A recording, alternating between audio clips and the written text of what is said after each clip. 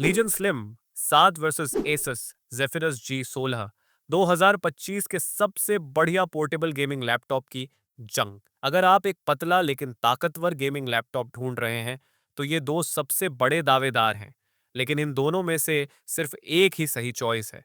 और अगर आपने गलत चुनाव कर लिया तो आपका पैसा बर्बाद हो सकता है। तो चलिए बिना किसी बकवास के साफ साफ बताते हैं कि कौन सा लैपटॉप बेस्ट है और कौन सा बस दिखावा कर रहा है। लीजन स्लिम 7 की बात करें तो लेनोवो ने इस बार कमाल कर दिया है। उन्होंने ऐसा गेमिंग लैपटॉप बनाया है जो स्लिम, लाइट और पावरफुल भी है। इसमें AMD Ryzen 9745HX 3D processor मिलता है, जो डेस्कटॉप लेवल परफॉर्मेंस देने वाला एक मॉन्स्टर चिप है। साथ में RTX 4070 या 4080 GPU मिलता है, जिसका मतलब है कि आपको दमदार गेमिंग परफॉर्मेंस एक पतले और हल्के डिजाइन में मिल रही है। वजन की बात करें तो सिर्फ 2 किलोग्राम के आसपास, यानी आराम से कैरी कर सकते हैं। लेकिन इस बार सबसे बड़ा सुधार कूलिंग में हुआ है। लेनोवो ने पहली बार कूलिंग सही से ऑप्टिमाइज की है। नया वेपर चैम्बर डिजाइन इस लैपटॉप को गर्म होने से बचाता है, जिससे आपको लंबे समय तक परफॉर्मेंस में कोई ड्रॉप देखने को नहीं मिलेगा। बिल्ड क्वालिटी एकदम premium magnesium aluminium alloy chassis इसे एक प्रोफेशनल और क्लीन लुक देता है, जो इसे RGB से भरे गेमिंग लैपटॉप से अलग बनाता है। कीबोर्ड शानदार है, आरामदायक, अच्छी स्पेसिंग और गेमिंग के लिए बेस्ट। और बैटरी लाइफ गेमिंग लैपटॉप्स के हिसाब से बहुत बढ़िया। नॉर्मल यूज में 7 से 8 घंटे और गेमिंग में 3 से 4 घंटे की बैटरी बैकअप देता है, जो 99.9 वॉट घंटा की बैटरी की वजह से मुमकिन हो पाया है। अब बात करते हैं एसियस जेफिरस G16 की।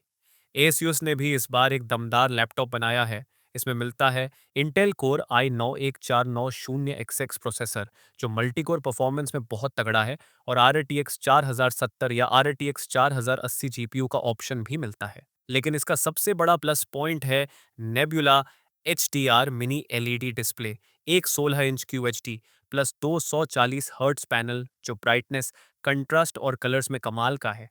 अगर डिस्प्ले क्वालिटी आपके लिए सबसे ज़रूरी चीज़ है, तो G16 एक ज़बरदस्त ऑप्शन है। बिल्ड क्वालिटी ठोस है, लेकिन कीबोर्ड डेक में थोड़ा फ्लेक्स है। पर असली दिक्कत आती है थर्मल्स में, मतलब ये लैपटॉप गर्म बहुत जल्दी हो जाता है। लिक्विड मेटल कूलिंग और नया एयर फ्लो सिस्टम होने के बावजूद लॉन गेमिंग सेशंस में ये गर्म हो जाता है। कीबोर्ड तक गर्म महसूस होने लगता है और फैन नॉइज बहुत ज़्यादा बढ़ जाती है। बैटरी लाइफ भी लेनोवो के मुकाबले कमज़ोर है। नॉर्मल यूज़ में 5 से 6 घंटे और गेमिंग में सिर्फ 2.5 से 3 घंटे। अब बात करते हैं परफॉर्मेंस की। दोनों ही लैपटॉप्स 1800p और 1440p गेमिंग में धांसू परफॉर्मेंस देते हैं। लेकिन लीजन स्लिम 7 का राइजन 9 प्रोसेसर हीट को बेहतर हैंडल करता है और लंबी गेमिंग सेशंस में थ्रॉटलिंग कम होती है। वहीं जेफिरस G16 का इंटेल चिप ज्यादा पावर ड्रॉ करता है और फिर गर्म होने के बाद थ्रॉटलिंग शुरू कर देता है। गेमिंग बेंचमार्क्स में दोनों करीब करीब बराबर हैं। साइबरपंक 2077 में 1440p हाई सेटिंग्स पर 100-140 FPS, वैलोरेंट में 200 प्लस FPS और रेड डेड रिडेम्पशन 2 में 90 से 110 FPS। लेकिन लीजन स्लिम 7 शांत रहता है, जबकि जेफिरस G16 काफी शोर करता है। अब अपग्रेडेबिलिटी की बात करें।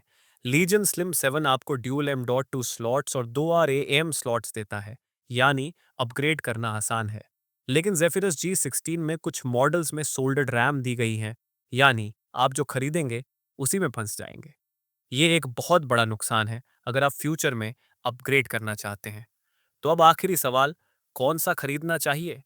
अगर आपके लिए बेस्ट डिस्प्ले सबसे ज़रूरी चीज़ है और आपको ज़्यादा गर्मी से कोई दिक्कत नहीं है, तो जेफिरस G16 एक बढ़िया ऑप्शन है। लेकिन अगर आप बेटर थर्मल्स, कम नॉइज, लंबी बैटरी लाइफ और अपग्रेडेबिलिटी चाहते हैं, तो लीजन स्लिम 7 एकदम सही चॉइस है।